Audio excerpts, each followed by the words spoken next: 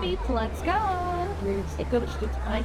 Gentlemen, y'all, my name is Macy. I'll be your safari guide today. Couple quick safety reminders before we enter the reserve. Keep your hands, arms, feet, and legs inside the truck for the entirety of our safari. There is absolutely no standing, no seat switching, or any of that swapping around different laps, different seats, or different rows with our kids. We are all in our final seats together for the next 2 weeks, so I really hope you like the ones you have picked up, the ones we are all currently sitting in. If you look above your head here, this is an animal spotting guide that's going to help you identify some of these animals we could potentially see out here on the reserve today. Now, I can't guarantee we're going to see each and every animal on that guide. I also can't guarantee that I'm able to stop for every single animal we do end up finding out here. So I always strongly recommend that if you want to get those pictures and videos today, you get your cameras out and keep them out ready to go. If you happen to drop your cameras or any other personal belongings outside of the truck, unfortunately, I'm not able to stop out there for us to get those back. We will try our best to get them back to you as soon as possible. I can almost always guarantee those items will not be returned to you in the same condition they were left behind. That is due to the trucks and animals potentially getting to your items before we can, so make sure you hold on tight to anything you would like to keep in the same condition back there. Does this happen to be anybody's first time around the safari? Oh, cool, me too. I'm gonna jump here, so it's loud. Well, yeah, this is the Little Ituri Forest, first up on the reserve here today. Over on the right-hand side, our first animal friend is the Okapi.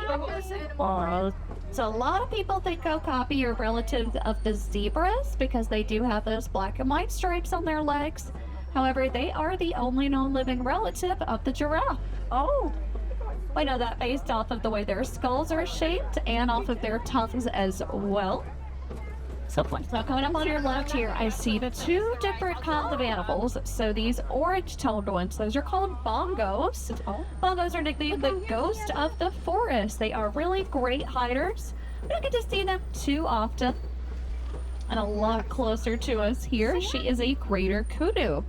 Now I know she's a female because I don't see any 6-foot-tall horns. That's something only the males are going to have. Kudu in general are pretty tall. They stand at about 55 inches. And they can also leap around 8 feet.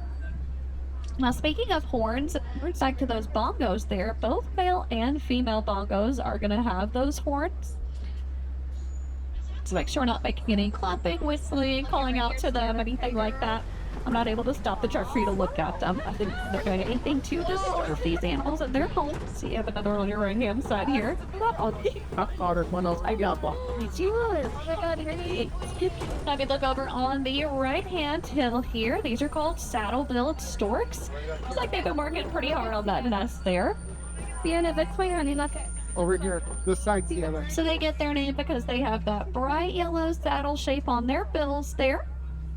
Females are going to have bright yellow eyes to match those bills. And then the males are going to have dark brown ones. I'm not getting started. They do also have a really large wingspan. It's around 9 foot wide, which is about the width of this canopy you have up here above your head. Now, it does sound like there were some animals crossing the road up ahead on a different section of the reserve. This is the animals' homes. We want to be respectful to the wildlife here, and sometimes that means just giving them an extra second to get across the road or do whatever it is that they need to do out here in their home. So as soon as they have safely made it all the way across, we will be getting back on the move here. In the meantime, you get to spend a little bit more time with those saddle-billed stork here. It looks like they're in a nest hump. So a really cool way that they communicate is they actually make a rattling sound with those saddle bills.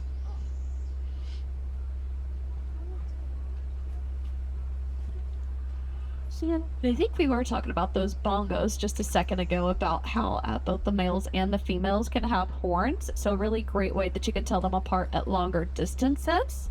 The females are going to be more that distinctive orange color we can see there, and then the males are going to be pretty dark. They're still going to be orange, but they'll actually have more of that dark brown tint on them.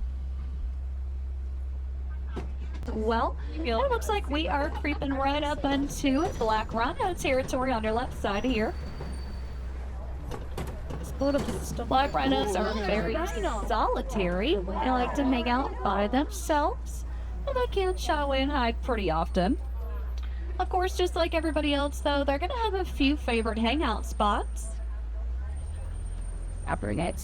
On average, they weigh anywhere from about 800 to 3,000 plus pounds. Now, they have unfortunately fallen victim of poaching. That's because many cultures believe their horns contain magical healing powers. But would you believe it? They do not. They're actually just going to contain keratin. Keratin is the exact same thing that you and I are going to have inside of our hair and inside of our fingernails.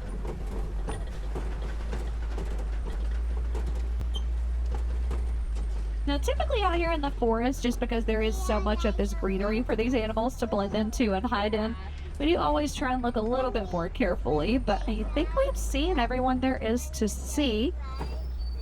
And I'd say we had pretty good luck here, so we're about to go ahead and exit, cross on over to Safi River, and hopefully we'll keep up our luck with some of the aquatic animals.